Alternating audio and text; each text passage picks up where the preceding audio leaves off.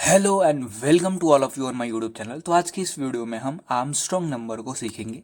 वो क्या होता है और उसका पाइथन में कोड क्या है, स्टेप बाय स्टेप चीज़ों को समझेंगे एकदम डेप्थ में। स्टार्टिंग पॉइंट से सीखेंगे कैसे हम कोड को बेसिक थिंकिंग के जरिए कैसे हम इजीली समझ सकते हैं। ठीक है, तो बिना किसी देर के वीडियो को स्टार्ट करते हैं। तो लेट्स स्टार्ट। तो सबसे पहले समझते हैं आर्मस्ट्रॉन्ग नंबर होता है क्या। तो देखो, आर्मस्ट्रॉन्ग नंबर होता है क्या है, अगर मैं एक एग्जाम्पल से समझाऊं तो 143 एक नंबर है, राइट। अगर मुझे चेक करना है कि ये आर्मस्ट्रॉन्ग नंबर है कि नहीं, तो सबसे पहले मैं इनपुट लिखूंगा कि हाँ, मैं इनपुट कराऊंगा कि मेरे को चेक करना है कि ये नंबर है। दूसरा काम क्या करूंगा, इसके डिजिट्स निकालूंगा। 1 है, 4 है, 3, ये दूसरा काम हो गया। तीसरा काम हमारा क्या होगा, इनकी इनके डिजिट्स को क्यूब करके ऐड करना। 1 का क्यूब प्लस 3, 4 का क्यूब प्लस 3 का क्यूब। फिर कंपेरिजन करना। ठीक है, फोर्थ स्टेप में क्या है, कंपैरिजन करना। क्या ये इनका जो सम है, ये मान लो सम है, क्या ये सम हमारा 143 या फिर कह सकते हो नंबर के इक्वल है, ओरिजिनल नंबर के इक्वल है। अगर ये इक्वल हो गया तो बोलेंगे कि आर्मस्ट्रॉन्ग नंबर है। अगर नॉट इक्वल टू हुआ तो मैं बोलूंगा कि आर्मस्ट्रॉन्ग नंबर नहीं है। क्या बात समझ में आई यहाँ तक। तो बिना किसी देरी के मैं स्टेप को बताता हूँ। ठीक है, स्टेप क्या है इसका। देखो, सब पहले कि 143 है तो सबसे पहले मैं क्या करूँगा, इनपुट करूँगा, इनपुट नंबर, राइट। दूसरा काम क्या करूँगा, मैं डिजिट्स निकालूंगा। अब डिजिट्स कैसे निकालूंगा, तो मैंने पहले, अगर मेरी वीडियो देख रखी है तो उसमें पहले बता रखा हूँ। मैं फिर इसी वीडियो में बताऊंगा, टेंशन ना लो, मैं बताऊंगा। लेकिन अगर वो देख रखी है तो ईजी होगा थोड़ा समझना। ओके, तो देखो डिजिट्स कैसे निकालते हैं, तो लूप से, या तो वाइल लूप या फॉर लूप। वाइल का यूज बहुत बढ़िया होता है इसमें, तो वाइल का हम यूज़ करने वाले हैं। इसमें क्या करूँगा, देखो अगर मान लो 143 एक नंबर है, इसके डिजिट्स निकालना है, तो सबसे पहले क्या करूँगा, 10 से रिमाइंडर निकालूंगा डिवाइड करके। तो परसेंटेज से रिमाइंडर निकलता है, आर निकलता है, तो यहाँ पे आएगा 3 रिमाइंडर। फिर मैं इस नंबर को फ्लोर डिवीजन करा दूंगा, तो ये हो जाएगा 14। फ्लोर डिवीजन मतलब कि पॉइंट अगर 3 आ जा रहा है 14 पॉइंट, तो ये पॉइंट हट जाएगा, केवल 14 आएगा, तो 14 आ गया। अब 14 में अगेन मैं रिमाइंडर निकालूंगा तो 4 आएगा, तो हमारे पास 3 आ जाएगा डिजिट, ये वाला हमारे पास 4 डिजिट आ गया। फिर मैं लास्ट में 14 से फ्लोर डिवीजन करा दूंगा, राइट। फ्लोर डिवीजन करा दूंगा मैं 10 से, तो ये आ जाएगा 1, तो हमारे पास 1 भी आ जाएगा। तो ऐसे तो हमारे पास दो चीज़ें रिपीट हो रही है, एक हमारा रिमाइंडर वाला रिपीट हो रहा है और एक डिवीजन वाला रिपीट हो रहा है। तो 3 डिजिट है, 3 बार हमें इस प्रोसेस को रिपीट करना है, राइट, निकालने के लिए। समझ में आई बात। तो 3 बार रिपीट होगी, तो हम वाइल लूप का यूज करके उन डिजिट को निकालेंगे। फिर उनका डिजिट्स को मैं क्या करूंगा, सम करूंगा, क्यूब करके क्या करूंगा, सम कर दूंगा। अगर ये हमारा नंबर के इक्वल आ जाए तो मैं बोलूंगा कि आर्मस्ट्रॉन्ग नंबर है। तो बिना किसी तरीके कोड को लिखते हैं। देखो n इक्वल टू, यहाँ पे इनपुट लेते हैं, इनपुट यहाँ पे एंटर द नंबर।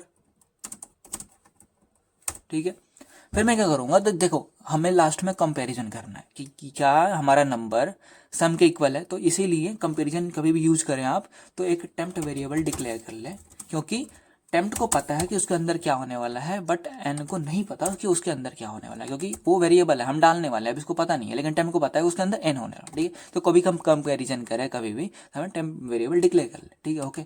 और कुछ नहीं है यार, जो हमारा एन है ना उसको मैंने टेम्प बोल दिया, एक स्पेसिफाइड वेरिएबल डिक्लेयर कर लिया। ठीक है, देखो अब मैं वाइल लूप का यूज़ करूँगा, वाइल लूप का यूज़ करूँगा। वाइल में क्या लिखूंगा मैं, कि जब तक हमारा जो एन है 0 के इक्वल ना हो तब तक हमें ये काम करना है। कौन सा काम, तो सबसे पहले मैं करूँगा रिमाइंडर निकालूंगा। Reminder is equal to n percentage 10। बात समझ में आई, रिमाइंडर निकल गया, ओके। फिर उस रिमाइंडर को मैं क्यूब करूँगा, हम रिमाइंडर को क्या करूँगा, क्यूब करूँगा। आर इक्वल टू या तो आप कर लो कि आर मल्टीप्लाई बाई आर जो नॉर्मल है, लेकिन आप चूंकि पाइथन पढ़ रहे हैं तो सब कुछ जाना जरूरी है, तो मैं एक पावर ये यूज करूँगा, पावर वाला डायरेक्ट आपको। जैसे मान लो मेरे को आर का निकालना है तो R, 3। ठीक है, राइट वाला ऊपर चला जाता है पावर में और लेफ्ट वाला बेस बन जाता है, आर का पावर 3 ऐसा होता है। ठीक है, उसके बाद क्या मैं क्या करूँगा कि सबको ऐड कर लूँगा, सबको इन सेंस कि सम को, sum equal to sum plus r. अब चूंकि मैंने सम को बताया नहीं है कि सम क्या है, इसीलिए सबसे पहले मैं यहाँ पे सम को भी बता दूंगा कि सम यहाँ पे पहले 0 है। अभी मैं काउंट करना है, कुछ जोड़ा ही नहीं हूँ, तो सबसे पहले सम 0 है। जैसे कोई भी काउंट करते हैं, अगर 4 बोरी हैं तो सबसे पहले काउंट करने से पहले तो 0 ही होता है, इसलिए मैंने लूप चलाने से पहले मैं इसको बता दिया कि सम 0 है, राइट। अब मैं क्या करूँगा, देखो परसेंटेज मैंने कर दिया, जो चीज़ें रिपीट हो रही थी वो मैंने कर दी, ठीक है। अब मैं क्या करूँगा, जो नंबर है उसको मैं फ्लोर डिवीजन करा दूंगा। फ्लोर डिवीजन किससे कराऊंगा, 10 से, ठीक है। जो नंबर है अपना, हमारा नंबर क्या है, n है ना, सॉरी कैपिटल में आ रहा है, तो n is equal to n percentage 10, sorry floor division 10। तो वो अगर 143 होगा तो 14 बन जाएगा, 14 होगा तो 1 बन जाएगा, क्योंकि लूप के अंदर है तो जितनी बार ये लूप चलेगा जब तक कि 0 ना हो जाए। अब लास्ट में क्या होगा ना, लास्ट में 1 बचेगा, तो 1 का फ्लोर डिवीजन 10 कराएंगे तो ये हो जाएगा आपका 0, तो 0 होगा, यानी now our loop is closed, ठीक है, our loop is closed, right. तो देखो अब मैं क्या करूँगा, एक बार हमारा लूप क्लोज हो गया तो हमें क्या प्रिंट करवाना है, एक बार मैं प्रिंट करवा के देखता हूँ क्या हमारा सही है क्या। प्रिंट सम, हमारा सम कैपिटल में, तो यहाँ पे कैपिटल में लिखते हैं। जो हमारा पहले था यहाँ पे जैसे 143 था, तो 143 को अगर मैं निकालूँ, इसको काउंट करके निकालूँ, तो 1 + 64 + 27, तो ये कुछ आएगा 28 + 64, 28 + 64 ये आएगा 92, ठीक है, 92 आएगा। तो क्या ये 143 के इक्वल है, नहीं है। क्या आप यहाँ पे सीधे देख सकते हैं ना 143 के इक्वल नहीं है, तो मैं बोल सकता हूँ कि 143 is not Armstrong number, right. बस यहाँ पे डाल के देखते हैं, वही 143 को डाल के देखते हैं क्या हमारा कोड सही है कि नहीं, सबसे पहले, ठीक है, क्योंकि देखो इंसान है, गलतियाँ थोड़ी बहुत हो जाती हैं। यहाँ पे कोड रंग के देखते हैं, 92 आया, ठीक है, हमारे कोड सही है, यहाँ तक तो सही है कम से कम। अब मैं कंपैरिजन ऑपरेटर यूज करूंगा, इफ, ठीक है, इफ जो हमारा सम है, अगर ये हमारा नंबर के इक्वल, जो टेम्प्ट हमारा नंबर है, जो मैंने टेम्प्ट दिखाई, क्योंकि हमें कंपैरिजन ऑपरेटर यूज कर रहे हैं ना, हमारा चेक करना है कि दो चीज़ें इक्वल है कि नहीं, इसलिए मैंने n को यहाँ पे टेम्प्ट वेरिएबल डिक्लेयर किया, एक वेरिएबल में डिक्लेयर कर दिया। अब मैं करूँगा कि क्या ये हमारा सम नंबर के इक्वल है, अगर होगा तो यहाँ पे मैं प्रिंट करवा दूंगा कि it is an Armstrong number, right. अगर ये नहीं हुआ, एल्स, ठीक है, एल्स, तो मैं क्या कराऊंगा, प्रिंट करवा दूंगा यहाँ पे इट इज नॉट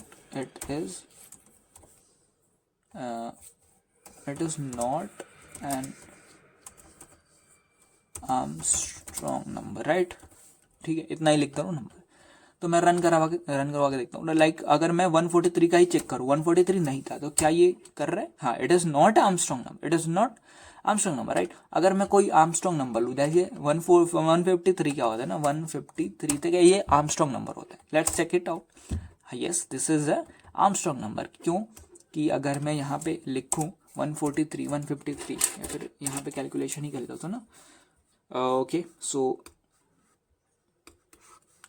153, तो 1 का क्यूब प्लस 5 का क्यूब प्लस 3 का क्यूब, 1 + 125 + 27, तो ये आ जाएगा 125 + 28, और ये आ जाएगा 153, ठीक है।